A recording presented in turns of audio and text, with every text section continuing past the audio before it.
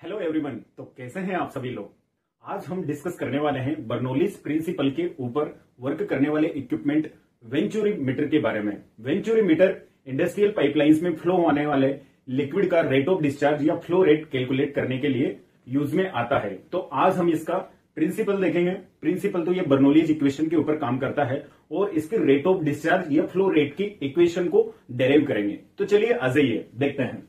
तो venturi meter, सबसे पहले इसका डायग्राम ड्रॉ कर लेते हैं। वेंचुरी मीटर होता क्या है, ये तो पता लग गया कि ये रेट ऑफ डिस्चार्ज या फ्लो रेट को कैलकुलेट करने के लिए इंडस्ट्रीज में काम आता है। तो इसका डायग्राम देखेंगे हम।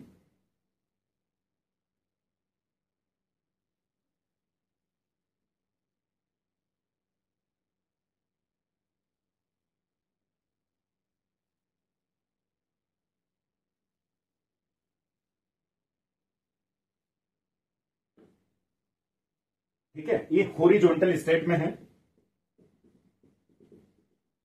इसके 3 पार्ट्स होते हैं।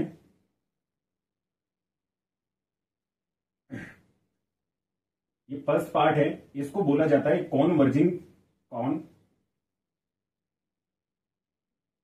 कॉन।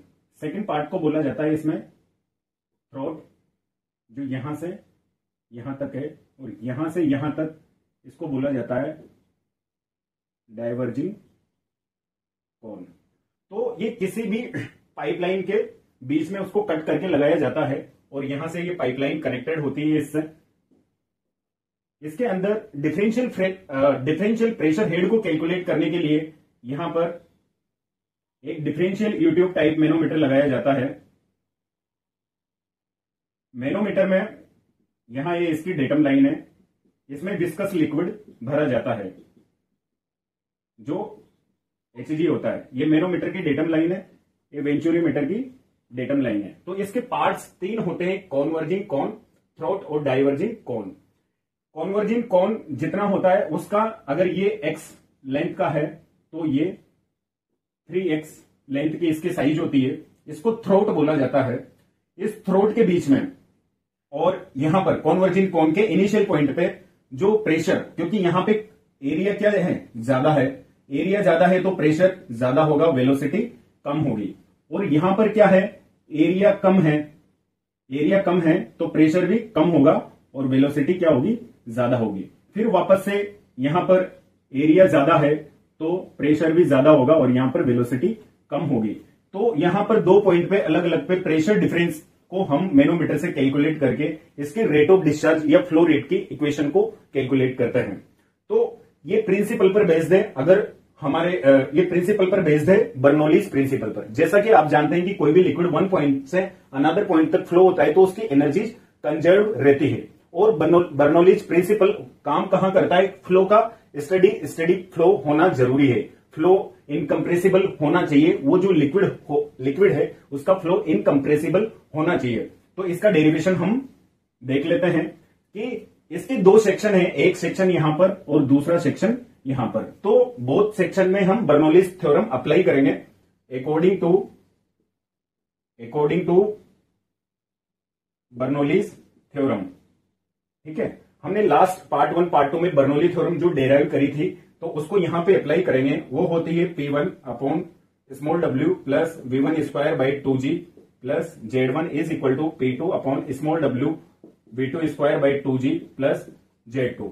चूंकि डेटम लाइन से इस सेक्शन 1 की हाइट Z1 है और डेटम लाइन से सेक्शन 2 की हाइट Z2 है। चूंकि वेंचुरी मीटर एक हॉरिजॉन्टल स्टेट में है तो Z1 बराबर होगा Z2 के।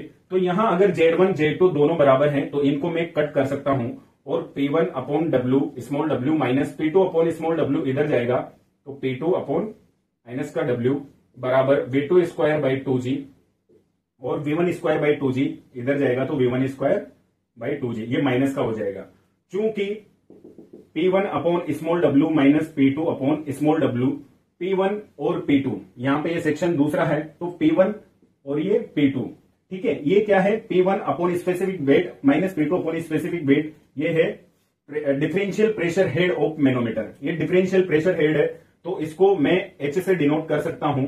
यहां पर 2G मैंने कॉमन लिया तो V2 square minus V1 square यहां पे बच जाएगा। ठीक है, हम अब जानते हैं equation of continuity. Equation of continuity जो होती है Q is equal to A1B1 बराबर A2B2। इसके डेरिवेशन के बारे में आने वाली वीडियोस में हम डिस्कस करेंगे। फिलहाल यहां से हम V1 की वैल्यू निकालेंगे। V1 is equal to A2B2 upon A1। ये जो V1 की वैल्यू है इस समीकरण 1 में रख देंगे। Put the value of V1, put the value of V1 in equation 1। V1 की वैल्यू हमारे पास में यहां पर आई A2V2 अपॉन A1। तो यहां से H differential pressure head is equal to V2 का स्क्वायर माइनस V1 की वैल्यू है मेरे पास में A2V2 अपॉन A1। तो A2 अपॉन A1 V2 का होल स्क्वायर। यहां पर V1 की वैल्यू मैंने बस पुट करी है और अपॉन में 2G। चूंकि ये बटे में है, ऊपर 2 डिजिट, ये दोनों माइनस में है, तो V2 स्क्वायर के नीचे भी 2G है। A2 upon A1 V2 square के अपॉन में भी 2G है। ठीक है, तो यहां भी V2 स्क्वायर बाई 2G और यहां भी V2 स्क्वायर बाई 2G है। तो इनको हम कॉमन ले लेंगे V2 square by 2G common लेने पर। ठीक है, यहां से हमने क्या किया, कॉमन लिया V2 स्क्वायर बाई 2G। तो V2 square by 2G common लूंगा तो यहां पे 1 बचेगा और यहां पे V2 स्क्वायर बाई 2G अगर मैं कॉमन लूंगा तो A2 अपॉन A1 का होल स्क्वायर यहां पर बचेगा। ठीक है, यहां से 2G को तो H से मल्टीप्लाई करेंगे, 2GH बराबर V2 का स्क्वायर, और यहां से A1 स्क्वायर अगर मैं कॉमन लूंगा तो एलसीएम लूंगा तो A1 स्क्वायर माइनस A2 का स्क्वायर मेरे पास यहां पर बचेगा। चूंकि 2GH के बटे में 1 लिखा जा सकता है, ये मल्टीप्लाई में डिजिट, तो ए इसके बॉटम में जाएगी। जब भी 4 संख्याएं होती है तो नीचे बटे वाली संख्या उल्टी हो जाती है और यहां से V2 की वैल्यू में लिख सकता हूं 2GH अपॉन 1 और ये दोनों डिजिट इसके बॉटम में जाएगी, तो इसको लिखा जा सकता है A1 स्क्वायर अपॉन A1 का स्क्वायर माइनस A2 का square. Are you get it? Okay, यहां पे V2 का स्क्वायर। ठीक है, जब स्क्वायर का साइन बराबर के उधर वाले साइन पे जाएगा तो V2 is equal to under root 2GH A1। ठीक है, ये स्क्वायर इस पे जाएगा, ये स्क्वायर इस पे जाएगा तो ओनली A1 रहेगा, स्क्वायर से रूट कट जाएगा। ठीक है, अपॉन अंडर रूट A1 का स्क्वायर माइनस A2 का स्क्वायर। तो यहां पर तो हमारे पास में वेलोसिटी सेक्शन 2 पे हमारे पास में वेलोसिटी आ गई। इक्वेशन ऑफ कंटिन्यूटी, इस वाली इक्वेशन से हम जानते हैं कि रेट ऑफ डिस्चार्ज किसी भी पाइपलाइन में फ्लो होने वाला कंटिन्यूटी इक्वेशन के according Q is equal to A2 into V2 होता है। तो इसको मैं रफ कर देता हूं यहां पे, ये आपने नोट कर लिया होगा। तो इक्वेशन ऑफ कंटिन्यूटी आप क्या जानते हैं, Q is equal to A2 और V2 जानते हैं। तो यहां पर Q क्या है, थ्योरेटिकल रेट ऑफ डिस्चार्ज है। Q क्या है, थ्योरेटिकल रेट ऑफ डिस्चार्ज है। तो theoretical rate of discharge A2 into V2 की वैल्यू आपके पास में वहां पे आ गई root 2GH A1 upon under root A1 का स्क्वायर माइनस A2 का स्क्वायर। चूंकि ये थ्योरेटिकल रेट ऑफ डिस्चार्ज है, जब कोई भी लिक्विड किसी भी पाइपलाइन में फ्लो होता है तो उसकी कुछ ना कुछ एनर्जीज का लॉस भी होता है। तो वहां पर एक कांस्टेंट आता है CV, इसको बोला जाता है वेंचुरी कांस्टेंट या वेंचुरी कोफिशिएंट। CV की जो वैल्यू होती है 0.95 से 0.98 तक वेरी करती है। ये जब भी क्वेश्चन आएगा तो उसमें ये दी जाएगी कि CV की वैल्यू आपको क्या लिखनी है, कोफिशिएंट ऑफ वेंचुरीमीटर की वैल्यू आपको क्या पुट करनी है। तो यहां से एक्चुअल रेट ऑफ डिस्चार्ज हम लिख सकते हैं CV A1 A2 under root 2GH upon under root A1 का स्क्वायर माइनस A2 का स्क्वायर। तो ये किसी भी वेंचुरीमीटर में एक्चुअल रेट ऑफ फ्लो या actual rate of discharge of fluid की इक्वेशन हमने डिराइव करी है।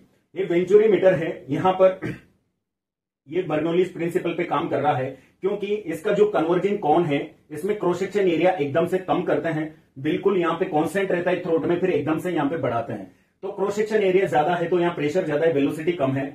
सडनली यहां कॉन्ट्रैक्शन कर दिया क्रॉस सेक्शन एरिया का, तो कॉन्ट्रैक्शन करने के कारण क्रॉस सेक्शन एरिया अगर आपने कम किया तो प्रेशर कम हो गया और वेलोसिटी यहां पे बढ़ गई। दोनों सेक्शन पे जो प्रेशर डिफरेंस आया, हमने डिफरेंशियल यूट्यूब मैनोमीटर लगाया और ये डिफरेंशियल यूट्यूब मैनोमीटर में जब ये लिक्विड एक ही स्थिति में था, जब इस डिफरेंशियल यूट्यूब मैनोमीटर को पाइपलाइन से कनेक्ट नहीं किया गया था तो ये लिक्विड एक ही स्थिति में था, मरकरी, इसको मरकरी बोलते हैं, पारे को मरकरी। लेकिन जैसे इससे कनेक्ट किया गया तो आप सोचेंगे कि यहां पे ये लिक्विड की हाइट ज्यादा है और यहां पर कम है। ये इसलिए है बेटा क्योंकि यहां पे एरिया ज्यादा है तो यहां प्रेशर भी ज्यादा होगा, तो इसके अंदर इस लिक्विड पे लगाई जाने वाला प्रेशर ज्यादा होगा, तो इसका जो लेफ्ट लिम्ब है, ये राइट लिम्ब है, ये लेफ्ट लिम्ब है, तो लेफ्ट लिम्ब में तो लिक्विड प्रेशराइज ज्यादा होगा और इसमें इसकी हाइट बढ़ जाएगी। ये जो हाइट है इसको H से डिनोट करते हैं। तो यहां से यहां पे जो ये प्रेशर हेड अभी हमने निकाला था H बराबर P1/W माइनस P2/W, तो यहां से एक इक्वेशन इसकी भी होती है, तो वहां से प्रेशर हेड का डिफरेंस निकाला जाता है और इस इक्वेशन के माध्यम से इस वेंचुरोमीटर में फ्लो होने वाले लिक्विड की रेट ऑफ डिस्चार्ज निकाला जाता है। मेरे ख्याल से आपको बहुत अच्छे से टॉपिक समझ में आया होगा। थैंक यू गाइस, मिलते हैं नेक्स्ट वीडियो में। Thank you.